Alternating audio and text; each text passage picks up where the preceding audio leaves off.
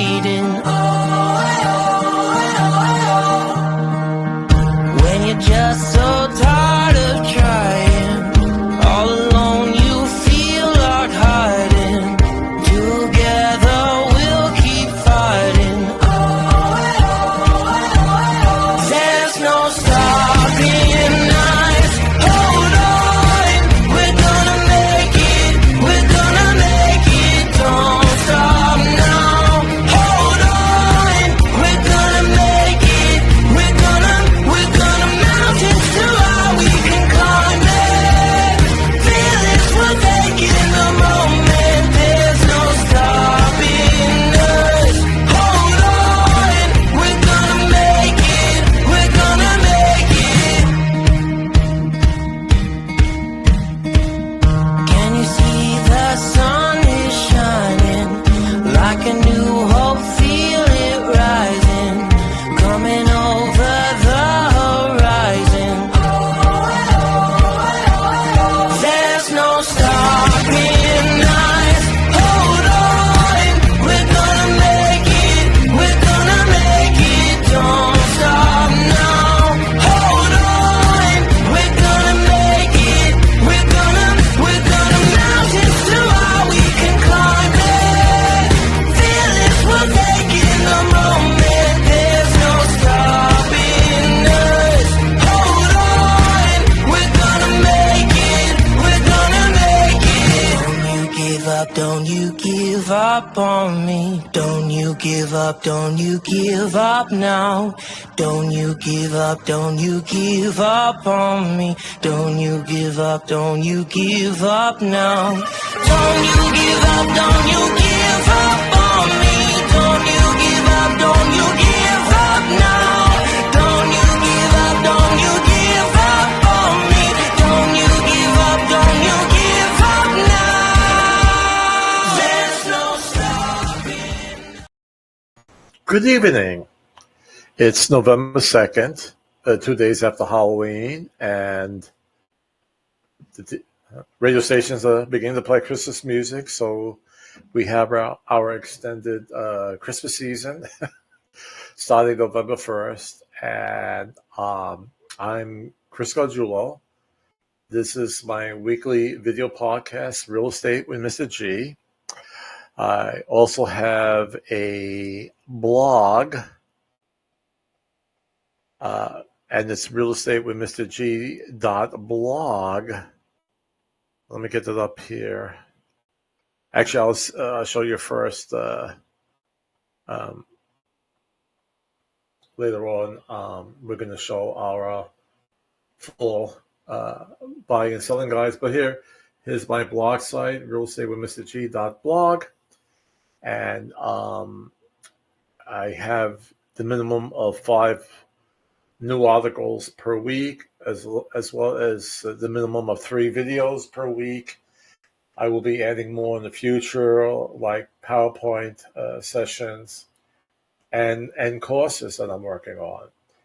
So it should be very helpful for the buyer or the seller of real estate, whether they are using an agent or not. Okay?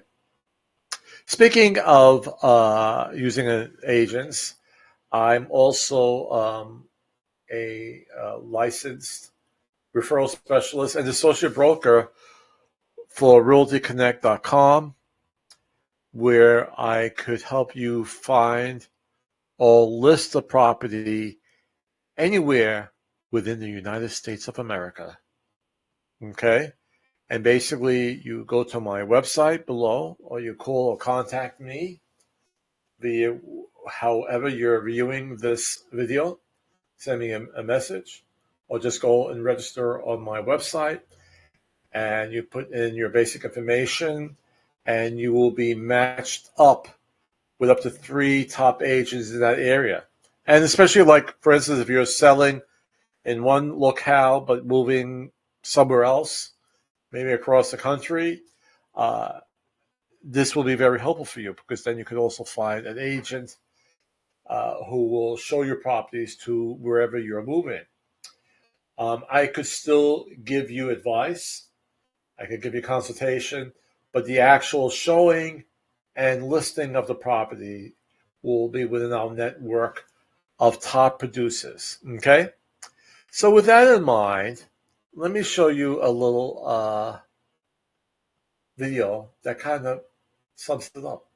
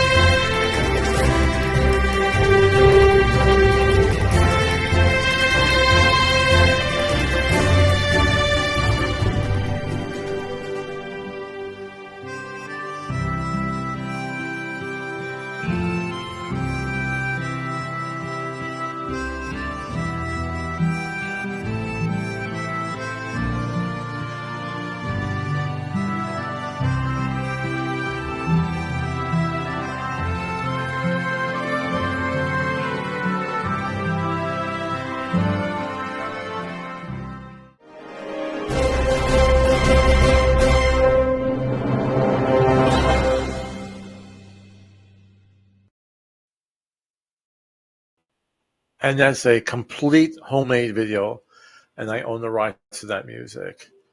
And kind of like it because it shows, going from the wide plains of America, the mountains, to the mountains, and then to the cities. I could help you find or list a home. All right. So what are we going to talk about today? We're taking a question from his name is Federico from Allentown, Pennsylvania, and he's posing the question today for our podcast. Day, Mr. G. I am from Allentown, Pennsylvania, and curious how the housing market is after a presidential election. I am a United States citizen, and I would like to buy a house in the new year. Any information or recommendations you can give will be most appreciated. I watch your video podcasts every week with my wife, children, mother, father, cousins, nephews, and nieces. Please keep it going strong in 2025. All right. And that's a very good question because people are always curious what will happen during an election year. And does the market slow down? Does it move? And we're going to show you an article that was on my blog site this week. And let me just adjust this. And I just have to remove something here. Make more room. All right. So actually, home sales will bounce back, or they usually do. Let me say they usually do. They bounce back after presidential elections. And you might say, well, why does that happen? All right. So in any given year, home sales slow down slightly in the fall. It's a typical season trend, all right? We just had the summer. A lot of buyers with children like to be in place by a new home by summer, so their children could start their new schools right in the fall, all right?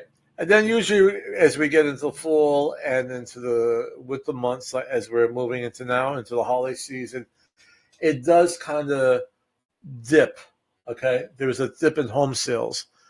And then also, there's a slightly larger dip in home sales in the month leading to an election day. All right, and here we see a graph here, seasonal drop in sales shopper in presidential election years. They're showing you to the left non-presidential election years, 1903 to 2019. There's a 9.8% drop, but in those years, in that time group when you have the year that we are voting for president, we have a deeper drop. And you might say, why does this happen? Okay. And basically, it's uncertainty. Many consumers hold off on making major decisions or purchases while they wait to see how the election will play out. It's a pattern that's shown up time and time again, and is particularly apparent for buyers and sellers in the housing market. And this year is no different. A recent survey from Redford found that 23% of potential first-time homebuyers said they are waiting until after the election to buy. And that's nearly a quarter of first-time buyers hitting the pause button, likely due to the same feelings of uncertainty. But the good news is that this delayed sales doesn't last forever. History shows us sales tend to rebound after the election is over. In fact, home sales have actually increased 82% of the time in the year after the election. So let's take a look-see at this chart below.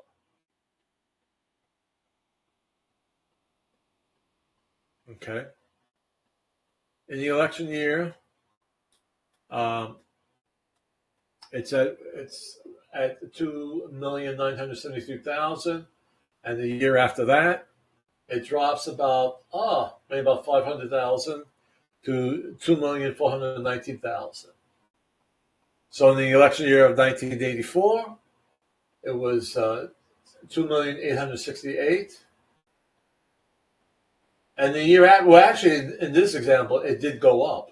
All right. The sales went up. I guess in 80 to 81, we only have two instances here where sales went down. Who became I think in 1980 is that when that's when Ronald Reagan came in, if I remember correctly. Yeah. So the year after Ronald Reagan, home sales went down. 1988 to 1989, we have home sales go down as well. And I think that was for George Bush Sr. But every time after that, very interesting. After these elections, and basically 92, and I'm doing this off the top of my head, 92, I think that was Clinton. 96, Clinton. In 2000, it was George Bush. 2004 was George Bush. 2008, it was Obama. Okay. 2012 was Obama. And 2016 to 2020 was President Trump. But in most situations, you have this uptick in home sales.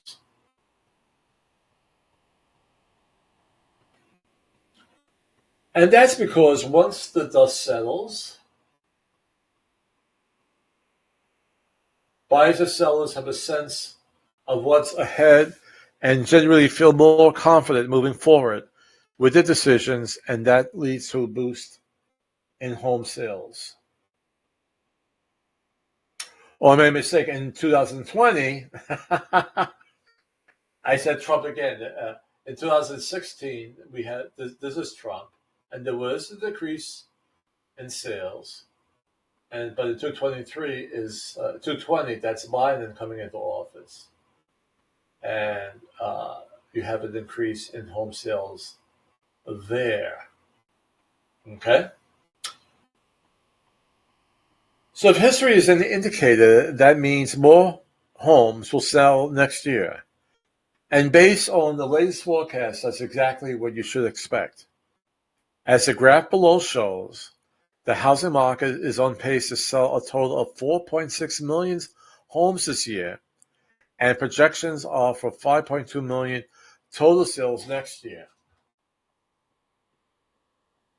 All right, here's another graph.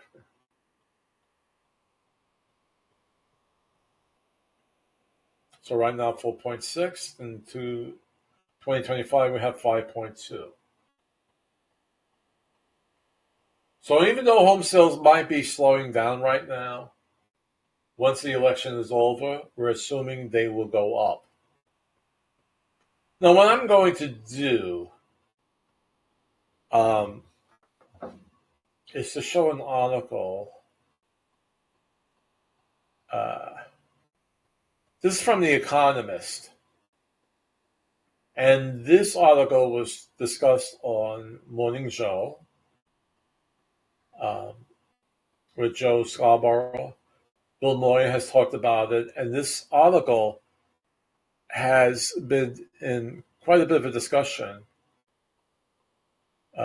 because it says the American economy has left other rich countries in the dust.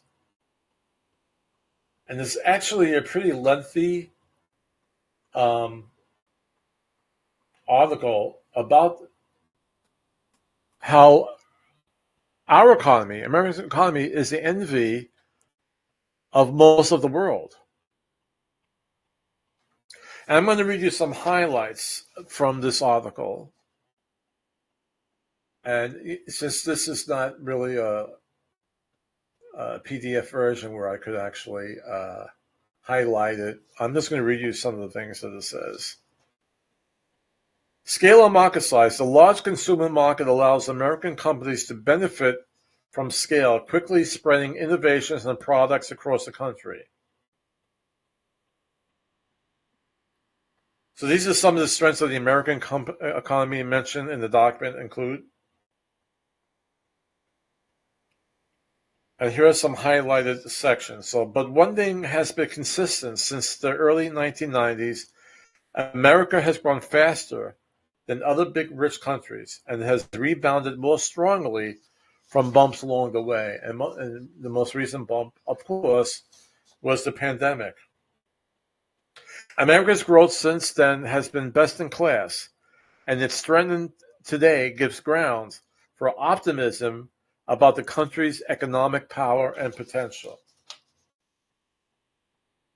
Even more striking is how America has outperformed its peers among the mature economies. In 1990, America accounted for about 2/5 of the overall GDP of the G7 group of advanced countries. Today, it's up to about half. On a person-to-person basis, American economic output is about 40% higher than in Western Europe and Canada, and 60% higher than in Japan, roughly twice as large as the gap between them in 1990. Average wages in America's poorest state, Mississippi, are higher than the averages in Britain, Canada, and Germany. That's very impressive. Since the start of 2020, and that's when Biden comes into office, just before the COVID-19 pandemic, America's real growth has been 10%, 3 times the average for the rest of the G7 countries. Among the G20 group, which includes large emerging markets, America is the only one whose output and employment are above pre-pandemic expectations, according to the International Monetary Fund. Our stock market is doing great. It's the highest it's ever been. Wages are going up. We have a strong job market. Things are very good for our country. And if that continues, well, a couple of things could happen. It could mean that when it comes to the next Federal Reserve Board, they may only lower the interest rate by a quarter of a point. Some are expecting, half a point. But since the economy is going so strong, it might just be a quarter. And then they might wait and see how the economy and how the GDP is growing. They might want to still to pull back on the reins and not bring down interest rates down as much as they had intended to. So the American economy is very, very strong. And I may be getting a little political now, but this is something that has to be pronounced even more and more and more. Inflation that we have now, these high prices, was really the product of a pandemic, right? An event that happens like once every 100 years that disrupted the whole global market, that disrupted the chains of commerce, that disrupted the attendance in factories and plants, which they could not produce as much. This was a big issue. All right, it's not something that could be cured in a couple of years. Our prices are coming down. Gas prices are coming down. Inflation is coming down. To be honest, the grocery prices are still pretty high for certain items. I don't know what could be done with the wheels of commerce, with economics, that would lower it. Okay? Our Republican candidate is saying, oh, drill, baby, drill. Well, America is producing the largest amount of oil right now. So I don't know how much more we could produce. And as was quoted by Mark Cuban when he was on Bill Maher, and he said, now he's a capitalist. He made a very good point. And he said, once the cost of a barrel of oil goes below 60, the large oil companies are not going to drill more because now it's not worth their return on it since the prices are going down so much. And the cost of producing more oil, it's not going to bear them the profit that they're looking for. So what could be the answer? Maybe find a way to litigate corporations who are price gouging. It's going to be a big feat to do. It's going to be quite a task. But I think that's the only way you are able to do it. If you put a ceiling on some items, sometimes that doesn't always work. That happened with when Nixon put on a price limit on gas in the 70s. And the oil company said, well, the heck with you. I'm not going to produce enough oil. I'm going to keep the price on the higher end. So this is going to be a new avenue to fight against inflation, about going after companies who may be price gouging. It's going to be a momentous task. Yeah, it's possible it will, but I don't know how else to go about it to fight inflation. The only other way, if you subsidize farmers, all right, and give them money and hopefully lower the costs, because everything comes from oats, right? From feed to feed the animals, to grow, it all stems from that, and then oats to produce bread. Okay. So, but where does that money come from if we're going to subsidize them? It comes from taxpayers. So it's not really an easy answer. And nothing is going to change miraculously or immediately when an individual comes into office, okay, for president. It's not going to be overnight. It's not going to be 2 weeks. It's not going to be 2 months. It's going to take some time. Now, one thing, since I'm on this topic and I'm going a little bit longer, I think when it comes to the real estate market, I would like to see limits on the prices of homes and rents. and it will be based upon the average income in that area. Because, you know, you don't need to buy a hot tub. You don't need to buy a fancy skateboard. All right. I'm looking at luxury items, but you need a place to live.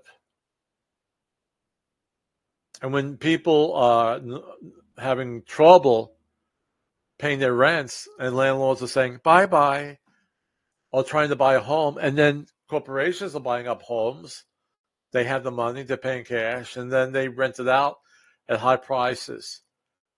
Perhaps, like the securities industry, it has to be regulated. And I'm being very serious about that. I really believe it has to be regulated by the government.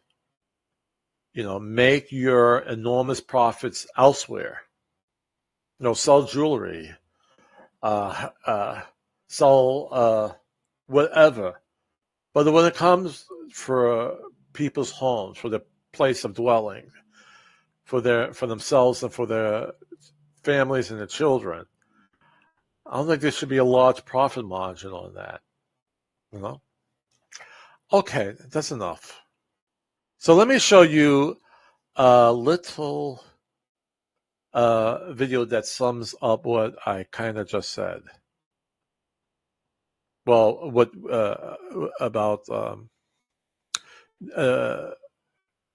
home sales during a presidential election. I think this is it.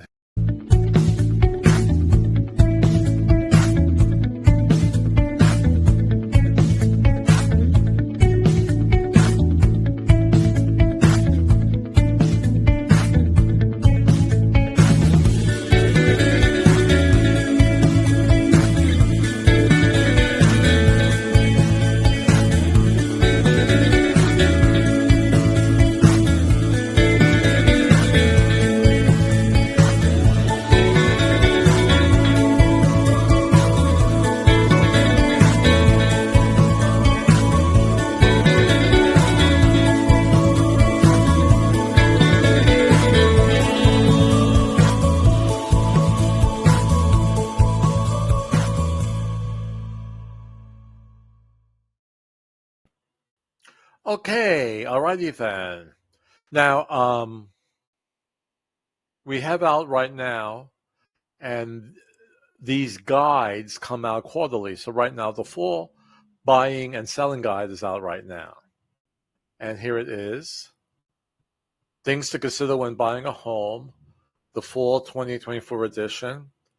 And we also have things to consider when selling your house, the fall 2024 edition as well. And probably by next month, we're in November, so probably the beginning of December, I will have the things to consider when selling your house, the winter edition, as well as for buying your house, the winter edition. And where do you get it from? Right below here, you see realestateWithMrG.blog/resource-materials. And basically, when you go on my blog, you just go to the menu bar and you tag on that, and you could download it for free. All right? Isn't that a nice thing? All righty. Let me clear up some things. So I'm hearing from our producer, Isabella, that we may have, what she's saying, the twirling Barzinis are in our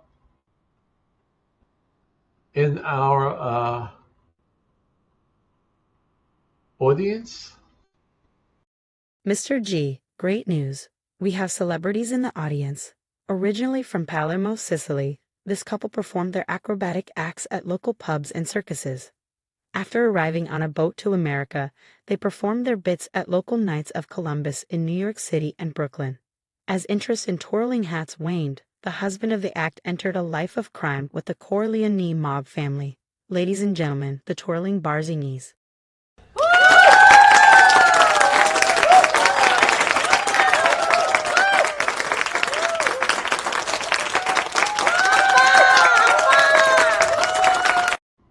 Well, thank you very much, Twirling Bossinis, for coming today and our audience. So that's our show for this week.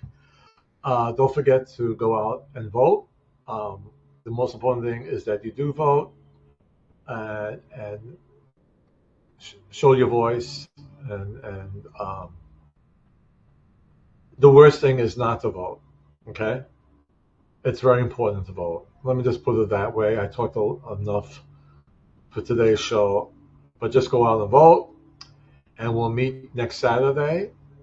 But in the meantime, with all the arguments going on, it's going to be a rough week. Remember to be kind to each other.